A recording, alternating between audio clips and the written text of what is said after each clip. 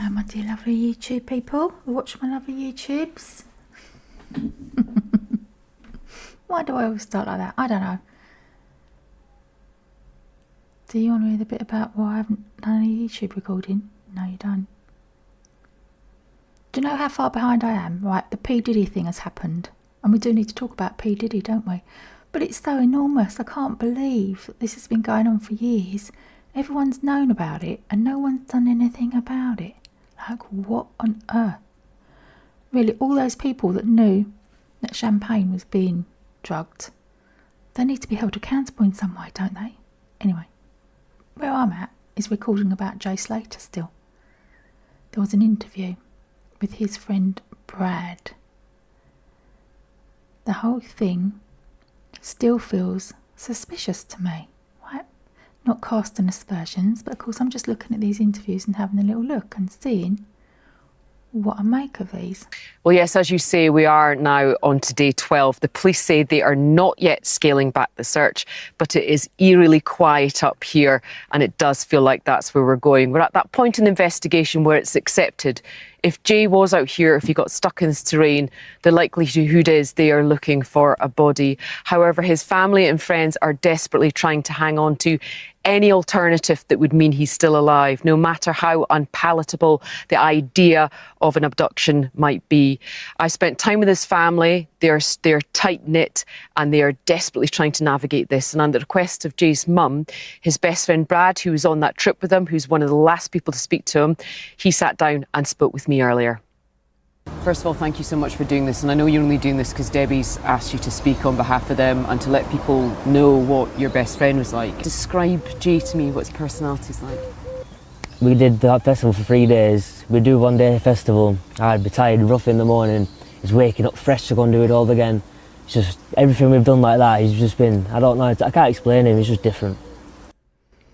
I can't explain him. He's just different. Okay, he can't explain his friend Jay. He's just different.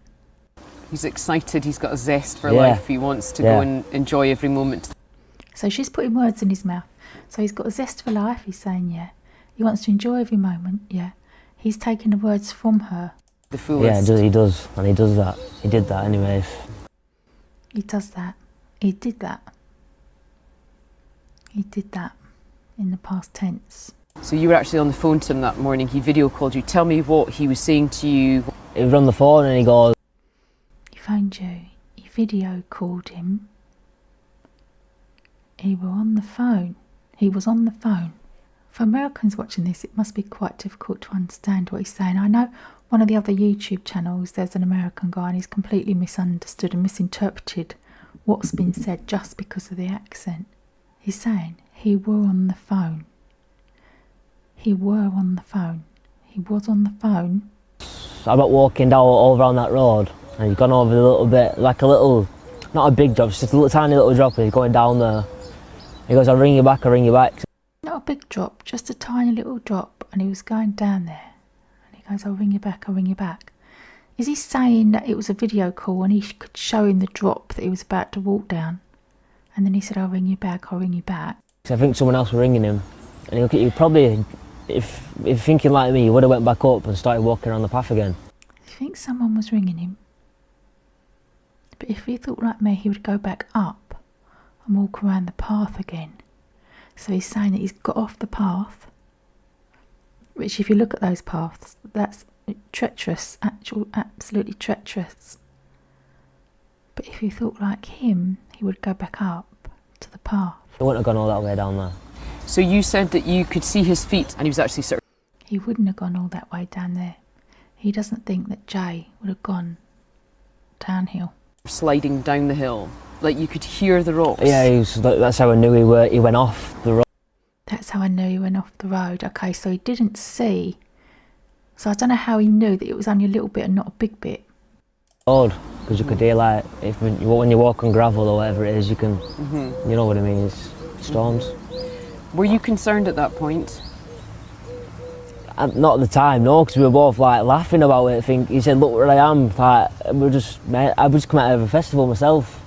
Because he didn't seem concerned on the phone. He didn't seem concerned on the phone. He wasn't concerned. and he'd just come out of a festival. Till we knew how far away we were. Until we knew how far away he were. Until we knew. Does he mean him and Jay knew how far away he was? Yeah. I said, put your location on. He said, a 50-minute drive or a 14-hour walk. I don't know if it's accurate or not. Yeah. So I said to him, well, it's only a 50-minute drive, get a taxi. Put your location on. So he said all this, put your location on, find out where he was, in between someone ringing him and him saying, I'll ring you back, I'll ring you back. Or is he saying this is what happened on the call when he rang him back? Maybe I have to listen to that again. Hold on a minute. Is this the second call? He said, a 50-minute drive or a 14-hour walk. I don't know if it's accurate or not. Yeah. So I said to him, well, it's only a 50-minute drive, get a taxi. Why wouldn't it be accurate? And what do you hope might be the outcome? And he comes home. Someone brings him home, he's found somewhere. Hold on a minute. And that morning he video called you. Tell me what he was saying to you. He was on the phone and he goes, I'm not walking down over on that road. And he's gone over a little bit, like a little, not a big drop, just a little tiny little drop, and he's going down there. He goes, I'll ring you back, because I think someone else was ringing him. And he probably, if thinking like me, he would have went back up and started walking around the path again. He wouldn't have gone all that way down there. So you said that you could see his feet and he was actually sort of sliding down the hill. Like you could hear the rocks. Yeah, he was like... So then you said you could see his feet, and he's like, he didn't reply to that question. Because that's what I'm supposed to be doing, isn't it? Seeing if he's answering the questions. And she's saying, so you said you could see his feet. I think what she's done is she's given him too many questions at once. So it's not clear what actually he's answering. So we don't know if he's got a video call. We don't know if he could see his feet, or it sounds like he could just hear. That's what he's saying. That's how I knew he went off the road, because you could hear, like, when you walk on gravel or whatever it is, you can, you know what I mean, it's storms. Were you concerned at that point? Not at the time, no, because we were both like laughing about it, No, and he's smiling. No, not at the time. Why is that funny that he wasn't concerned? Were you concerned at the time? No, is the answer. He said, look where I am, like, I just come out of a festival myself. Because he didn't seem concerned on the phone until we knew how far away we were. Yeah. I said, put your location on. I said, put your location on. See, when did that happen? Is this another call when he rang him back? Because if somebody's ringing him and he's like, I'll ring you back, it means he's got off the phone. He said, a 50-minute drive or a 14-hour walk. I don't know if it's accurate or not. Yeah. So I said to him, well, it's only a 50-minute drive, get a taxi. And what do you hope might be the outcome? And he comes home. Someone brings him home, he's found somewhere. He just comes, I don't know how to feel about anything. I've been here now, we've been missing for 10, 11 days. And every day, my mind's just going blank. I don't know what to say anymore. Obviously everyone wants to come home. I'm praying he comes home every night. I've still got hope for him. I still feel like he's somewhere.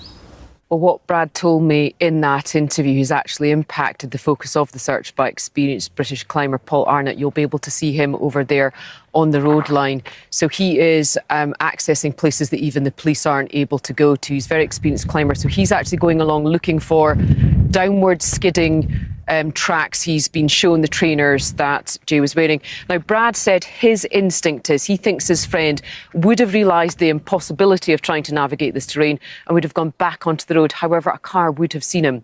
We do know he had one further call with a friend, Lucy. The tone of that call was definitely more distressed, and then his phone died. So they have a really difficult... And then his phone died. Okay, so his phone died on the call with Lucy, so he couldn't have phoned Brad back, could he?